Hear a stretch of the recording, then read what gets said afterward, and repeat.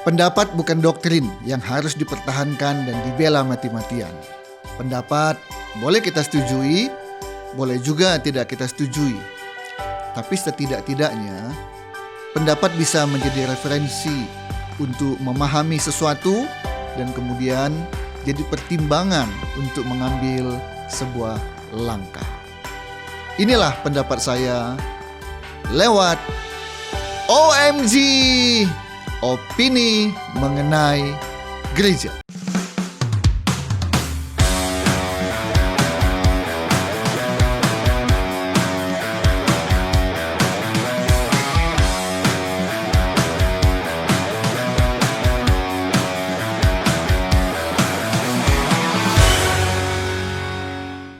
OMG, opini mengenai gereja bersama dengan saya, Yunus Timotius.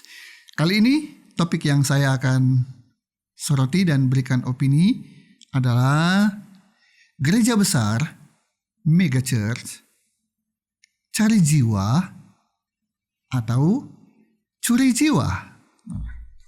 Oke, ini ada seorang hamba Tuhan, seorang pendeta, seorang gembala yang mengeluh. Dia bilang, jumlah jemaat saya sekarang berkurang. Oh ya? Kenapa? Ada banyak penyebab jemaat berkurang. Pindah kota, berkurang jemaatnya. Ya. Kemudian ada juga yang gak cocok.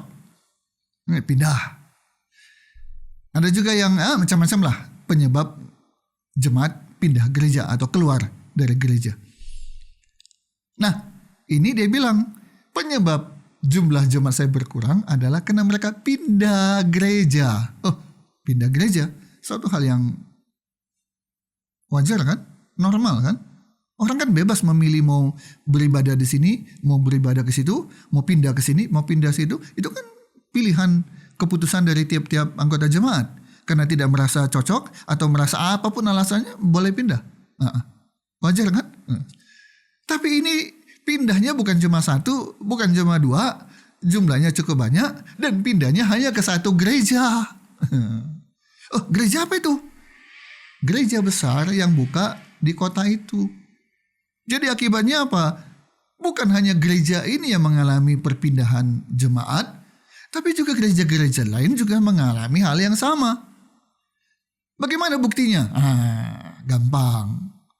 Gereja yang baru buka di satu tempat punya gedung sendiri, baik itu sewa atau beli, ya, jumlahnya bisa masuk banyak, dan begitu buka tiba-tiba jemaatnya jadi banyak.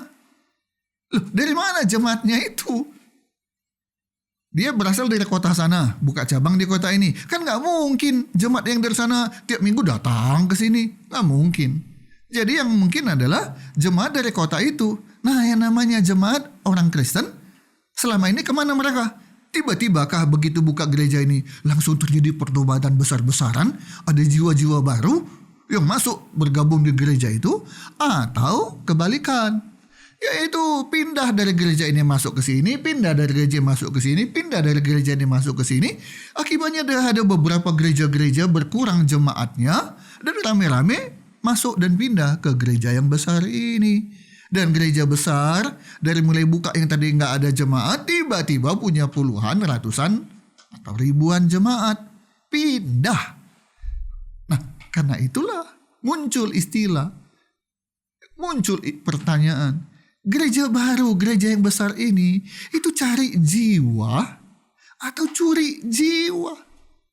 Kalau cari jiwa, menginjil. Selamatkan orang-orang yang selama ini tidak kenal Yesus dan tidak terima Yesus sebagai Tuhan dan Juru Selamat. Menangkan mereka, itu namanya cari jiwa. Tapi kalau curi jiwa hanya bagaimana cara ngumpulkan, entah bagaimana caranya, gak perlu membajak, nggak ada pembajakan di gereja. Ya mungkin ada pembujukan pun tidak secara langsung, tapi pembujukan lewat informasi. Oh, gereja baru itu udah buka di kota ini. Ya, tempatnya bagus, kursinya bagus, pengkhotbahnya pilihan-pilihan semua, ya. Yang terkenal diundang khotbah di situ. Dan musiknya itu loh, Pemusik-pemusiknya juga WL-nya itu loh. Itu pembujukan. Akibatnya pindahlah rame-rame. Dari mulai berdiri yang tadi belum ada jemaat, tiba-tiba punya puluhan, ratusan, bahkan ribuan jemaat. Bagaimana opini Pak Yunus tentang hal seperti ini? Wajarkah gereja baru curi jiwa? Atau harus cari jiwa? Ya, Bapak Ibu sekalian dikasih oleh Kristus. Pertama, fenomena ini siapa yang bisa halangi? Siapa yang bisa hambat? Siapa yang bisa melarang? Kan gak boleh dan tidak ada kan ketentuan bahwa gereja yang sudah besar di kota ini tidak boleh buka cabang lagi di kota ini. Kan gak ada ketentuan, gak ada larangan. Jadi hak mereka dong. Ya, jadi kalau kita bilang kita bikin ketentuan di gereja ini, di kota ini kita punya persatuan gereja-gereja kah gitu ya, perkumpulan gereja-gereja kah. Yuk kita bikin peraturan, tidak boleh gereja besar buka lagi di kota ini. Kan nggak bisa, nggak boleh kan. Nah jadi terimalah ini sebagai sebuah kenyataan bahwa memang faktanya ada gereja-gereja yang besar satu persatu masuk di kota itu, buka di kota itu, dan aneh tapi nyata, memang ini faktanya. Memang tiba-tiba juga orang jadi kesedot masuk banyak ke sana, ninggalkan gereja-gerejanya semula. Itu fakta, mau diapain? Saya ingat ada sebuah lokasi di Jakarta, yaitu Kelapa Gading. Begitu banyak gereja di sana. Sampai-sampai ada yang waktu itu bilang, stop, gereja-gereja jangan buka lagi di Kelapa Gading. Khususnya gereja besar. Udah stop, jangan. Cari aja lokasi lain. Jangan Kelapa Gading lagi, Kelapa Gading lagi, Kelapa Gading lagi, Kelapa Gading lagi. Satu gereja besar udah buka di sini, di Kelapa Gading. Hanya jalan jarak berapa jauh dari tempat ini, buka lagi gereja besar lagi. Sehingga ada yang bilang waktu itu, stop, gereja-gereja besar, jangan buka lagi di Kelapa Gading. Mana bisa? Mana bisa? Nah, opini saya, stoplah untuk berpikir, apalagi bertindak untuk melarang-larang, stoplah. Ya, gereja juga tidak boleh menghambat gereja yang lain. Walaupun, tapi kan mengakibat menyedot jemaat saya. Tanda petik, mencuri jemaat saya. Jemaat itu milik Tuhan, bukan milik gereja. Menjadi pertanyaan, kenapa jemaatmu bisa pindah? Berarti itu tidak setia. Namanya jemaat tidak setia, mau diapain? Dia bisa pindah minggu ini ke sini, minggu depan ke sana, suka-suka dia. Bisa dia pindah menetap di satu tempat lagi, udah nggak lagi di tempat lama, bisa. Itu namanya jemaat tidak setia. Nah, kalau sudah ada fenomena seperti ini, gereja besar buka dan pindahlah orang ke sana, maka perkuatlah iman dari jemaat kita masing-masing. Kenali mereka, peduli pada mereka, pastikan pertumbuhan iman mereka. Sehingga mereka merasa, saya bertumbuh, iman saya bertumbuh di gereja ini. Saya setiap minggu diberi makanan rohani di gereja ini. Gembala saya juga peduli kepada kami sekeluarga. Maka dia tidak akan pindah ke gereja lain. Dia ajak pun dia bilang, ya terima kasih, tapi saya akan tetap setia di sini. Itu yang kita harus lakukan. Jadi bukan dengan melarang-larang. Pak Yunus ini pro pada gereja besar nih. Tidak, saya hanya bicara apa adanya.